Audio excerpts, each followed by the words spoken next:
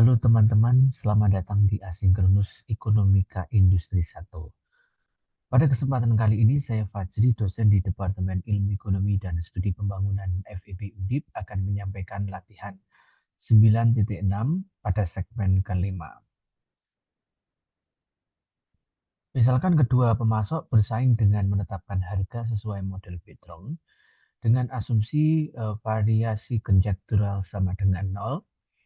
Gunakan fungsi permintaan bulanan yang telah ditetapkan sebelumnya, artinya fungsi permintaan sebelum adanya inverse, gitu ya. Kemudian Anda bisa mengekspresikan laba pemasok 1 dan pemasok 2 dalam fungsi P1 atau P2. Demikian pula dengan soal nomor 2, Anda bisa menuliskan laba pemasok 2 dalam persamaan P1 dan atau P2. Kemudian dari situ Anda bisa menentukan fungsi reaksi dari kedua pemasok gitu ya dalam fungsi harga gitu ya. Dan Anda bisa menentukan berapa harga keseimbangan dari model Betrong tersebut, dan pada akhirnya Anda bisa menentukan berapa barang yang akan dipasok oleh kedua perusahaan dan juga di pasar yang tersedia di dalam pasar itu berapa ya. Nah, kira-kira begitu. Nah, kita akan mencoba dengan menggunakan fungsi permintaan bulanan pemasok pertama gitu ya, di mana P1-nya adalah sama dengan 400 min 3P1 plus P2 gitu ya. Anda bisa langsung mengadopsi dari soal sebelumnya seperti ini.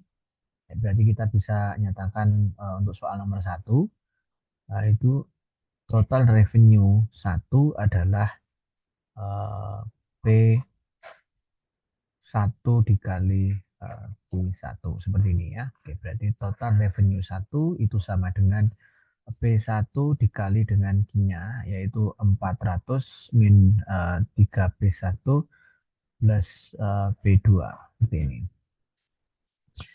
Berarti total revenue 1 adalah 400 P1 ya, min 3P1 kuadrat gitu ya, plus P1 P2.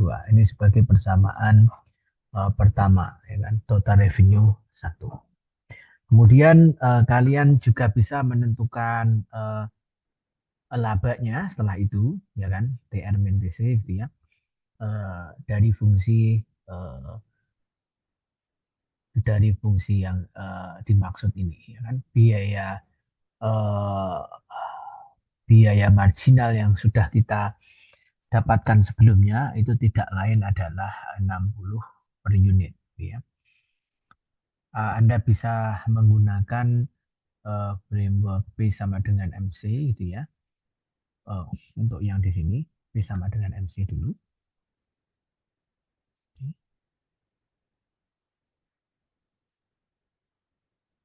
Ya.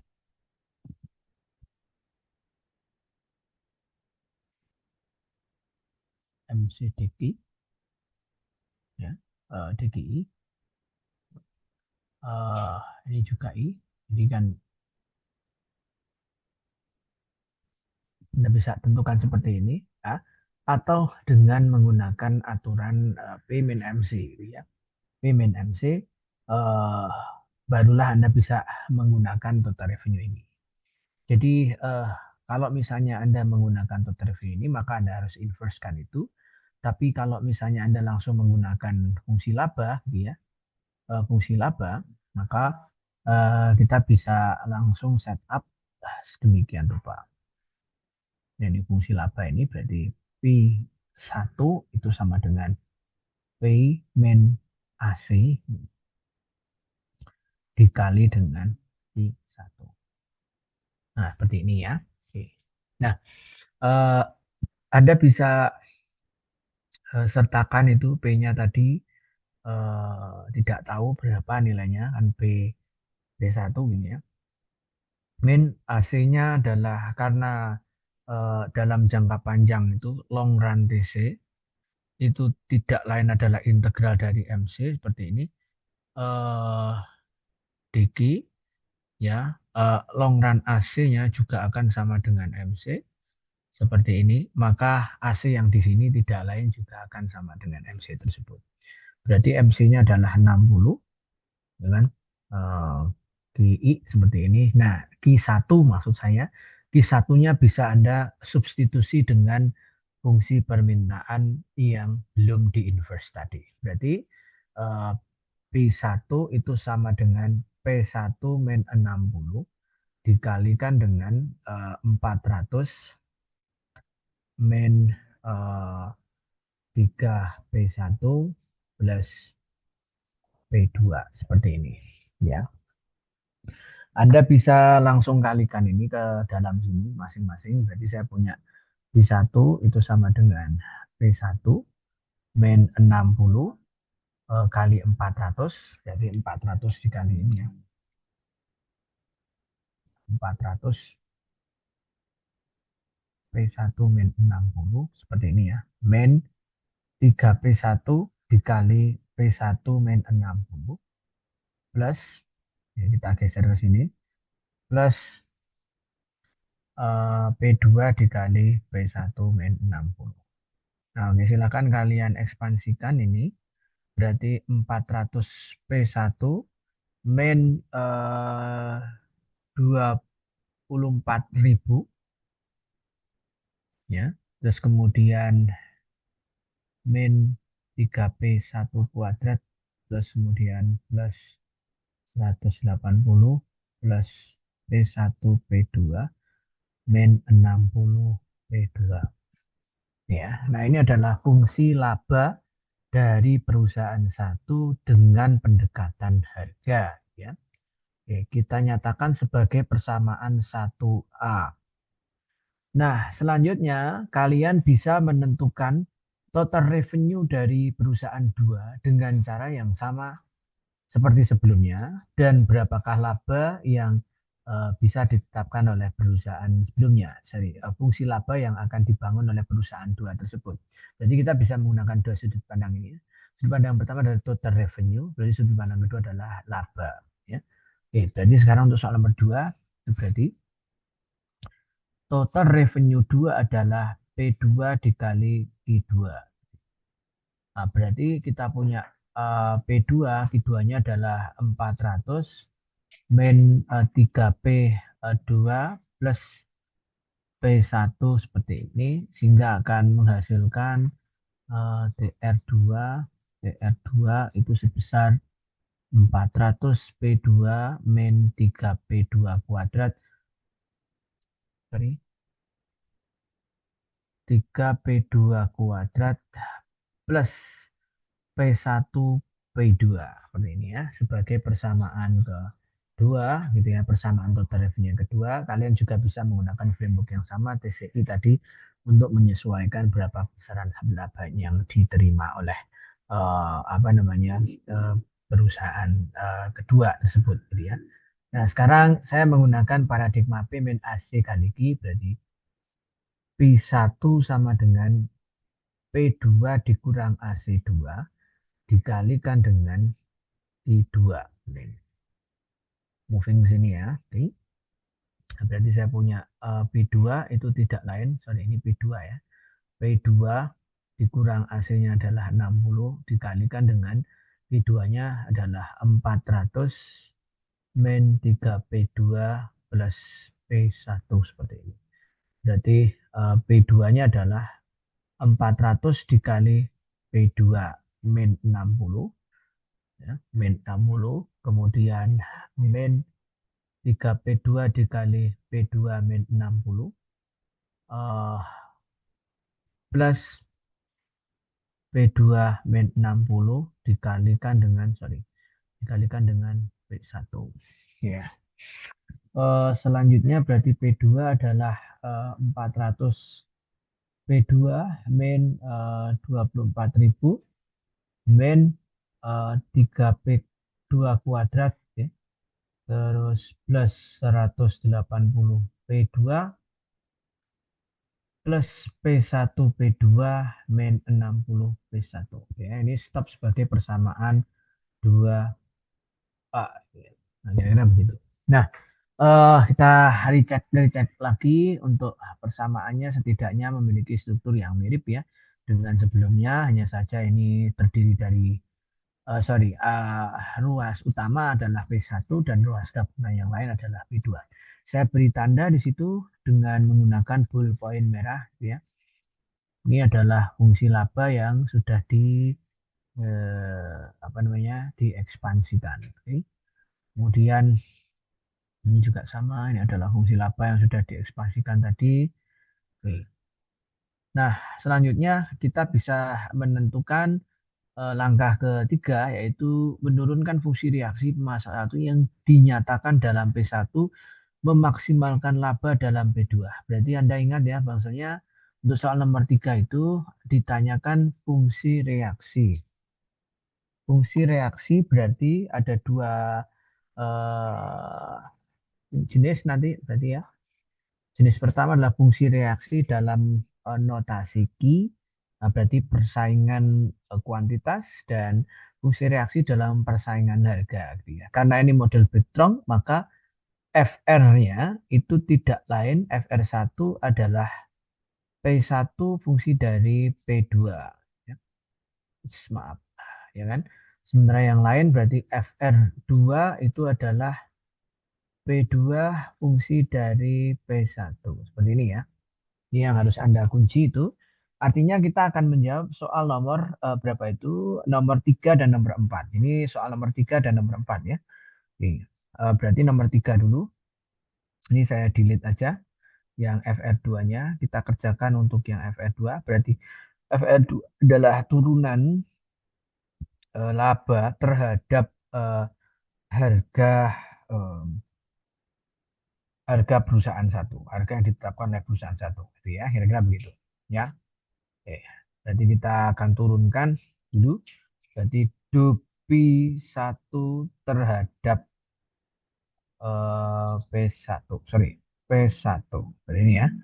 Oke, turunannya adalah tidak lain 400, ya, 400 minus 6, ya kan, minus 6P, P1, ya.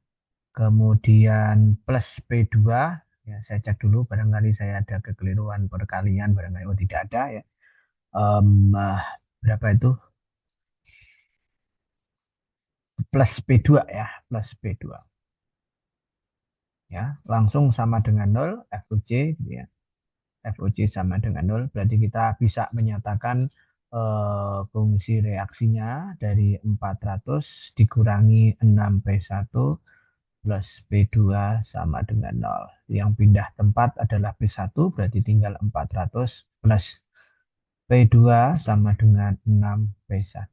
Ini ya, berarti P1-nya sama dengan 400 plus P2 dibagi dengan 6. Ya, ini adalah fungsi reaksi perusahaan satu yang disebabkan atau yang istilahnya dipengaruhi oleh harga yang ditetapkan oleh perusahaan lawanannya atau kompetitornya. Ya. Kemudian untuk soal nomor 4 ya, saya sertakan di bawahnya, berarti untuk soal nomor 4 di sebelah kanannya ya, oke. Sebelah kanannya dengan ballpoint warna merah. Ya. Jadi saya punya FR2, ya, FR2 tidak lain adalah P2 fungsi daripada P1. Maaf, P1 mana ini? Oh, ya, P1. Jadi ini agak sedikit otomatis gitu ya. Nah, kita bisa setup berarti dengan menggunakan do P1, sorry, do P2 terhadap P2. Berarti di sini kita turunkan berarti 400 ya, kemudian min 6P2 plus P1 sama dengan 0 ya, sekaligus FUC sama dengan 0. Oke, berarti kita bisa atur 400 min 6P2 plus P1 sama dengan 0. Berarti 400 plus P1 sama dengan 6P2, maka P2-nya sama dengan 400 plus P1 dibagi dibagi 6 ya. Nah, ini adalah fungsi reaksi perusahaan 2 setelah kita hitung melalui penurunan laba terhadap P2 ya, dan ini adalah fungsi reaksi perusahaan 1. Oke, nah selanjutnya apalagi yang ditanyakan adalah turunkan fungsi bla bla bla. Oke, tentukan harga kedua pemasok pada equilibrium Betrong, berarti Anda bisa memproses apa namanya penghitungan ini ya kan dengan seksama dengan cara memasukkan atau mensubstitusi persamaan lanjutan tersebut ke dalam salah satu fungsi reaksi ya. Jadi misalnya ini adalah persamaan ketiga dan ini adalah persamaan keempat, maka soal nomor 4 itu nomor 4 adalah substitusi persamaan 4 ya kan ke persamaan 3 seperti ini ya. Anda bisa coba untuk mensubstitusi persamaan tersebut ke dalam persamaan per 3 ini ya. Berarti P1 saya punya 400 plus P2 per 6 ya, maka P1 itu 400 per 6, saya ginikan dulu ya, plus 1 per 6 P2. Silakan Anda substitusi sekarang 400 per 6 ya, plus 1 per 6 ini juga sama ya, kita nyatakan dalam hal yang serupa, berarti 400 per 6 plus 1 per 6 P1 seperti ini. P1. Ya, kita bisa substitusi di sini berarti 400 per 6 plus 1 per 6 P1, sehingga P1-nya adalah 400 per 6 plus 400 per 36 ya kan, plus 1 per 36 P1 ya. Yang depan juga bisa Anda sederhanakan, nih pindah ruas ke depan berarti P1 min 1 per 36 P1 sama dengan samakan penyebut 36 berarti 66 kali 4 berarti 2400 ya, 2400 plus 400. Oke, ya kan? Yang di sini 36 kurang 1 35 per 36 ya kan? Sama dengan berapa ini? 28 ya. Per 36. Coret-coret. Sorry, ini P1-nya hilang. Oke, sekarang saya punya 35. 35 itu ke sini berarti P1 sama dengan 2800 per 35 ya kan. Coret-coret bagi 7 semua berarti yang atas tinggal 4, yang bawah tinggal 5. Coret-coret ini tinggal berapa ini? 2 ya. 2 yang atas tinggal 4. Berarti 4 kali 20 sama dengan 80. Harga yang ditetapkan oleh perusahaan satu adalah 80. Nah, untuk mencari harga perusahaan kedua, Anda bisa langsung substitusi ke fungsi reaksi kedua gitu ya. Berarti ini P1 sama dengan 80, substitusi ke persamaan 4 ya kan. Oke, berarti saya punya P2 sama dengan 400 per 6 plus 1 per 6 dikali 80 seperti ini ya. Berarti P2-nya sama dengan 400 per 6 ditambah 80 per 6 ya. Berarti P2-nya adalah 480 per 6 gitu ya. Berarti P2-nya P2-nya adalah 80 juga. Oke ya. Oke, kira-kira begitu. Jadi P1 sama dengan P2 sama dengan 80. Oke, nah sekarang berapa barang yang dipasok oleh masing-masing pemasok tersebut, masing-masing perusahaan tersebut. Nah, kita ingat lagi, ingat gitu ya, permintaannya adalah Q1 sama dengan berapa tadi ya, saya lupa juga nih permintaannya. Yaitu 400 min 3 P1 plus P2. Kan? Oke. Permintaan untuk Q1 adalah 400 min 3 P1 plus P2. Berarti Q1 adalah 400, Anda substitusi 3 kali 80 ditambah 80. Seperti ini ya. Berarti Q1 sama dengan 400 dikurangi 3 tambah 1 berarti 2. Berarti 2 kali 80 ya. Berarti Q1 sama dengan 400 dikurangi 160, maka Q1 sama dengan berapa? 24 ya, 240. Nah, kira-kira begitu ya untuk menyelesaikan berapa barang yang dipasok oleh Q1. Sekarang kita cek untuk barang yang dipasok di Q2 seharusnya sama ya. Sebenarnya sama, berarti kita bisa hitung Q2 sama dengan 400 min 3P2 plus P1. Ya kan? Berarti Q2 sama dengan 400 min 3 kali 80 plus 80 seperti ini. Maka Q2 sama dengan 400 kurangi 2 kali 80. Maka Q2 sama dengan 400 dikurangi 160. Maka Q2 sama dengan 240. Ya, nah kira-kira seperti ini barang yang dipasok. Berarti barang yang dipasok Q1 sama dengan Q2 sama dengan 240 dan barang yang tersedia di pasar adalah 480. Nah, terakhir adalah berapa besarnya laba yang dimiliki oleh masing-masing perusahaan dengan menetapkan persaingan harga, dengan menggunakan aturan persaingan harga tersebut. Nah, kalian bisa hitung berarti untuk soal nomor 4 yang berikutnya ini ya. Lanjutannya ini soal nomor 4 juga ya tadi ya. Lanjutannya berarti labanya adalah P gitu ya. P1 sama dengan P min AC dikali dengan Q1 ya. Q1. Nah, berarti P1 sama dengan berapa tadi harganya ya? Saya lupa harganya berapa tadi. 80. Maaf, harganya itu yes 80 ya. Harganya 80, AC-nya 60 dan Q-nya adalah 240. Berarti laba perusahaan satu adalah 20 dikali 240. Maka perusahaan satu labanya sebesar 4802 kali ya. Nah, perusahaan 2 juga sama, yaitu P min AC dikali dengan Q2 gitu ya.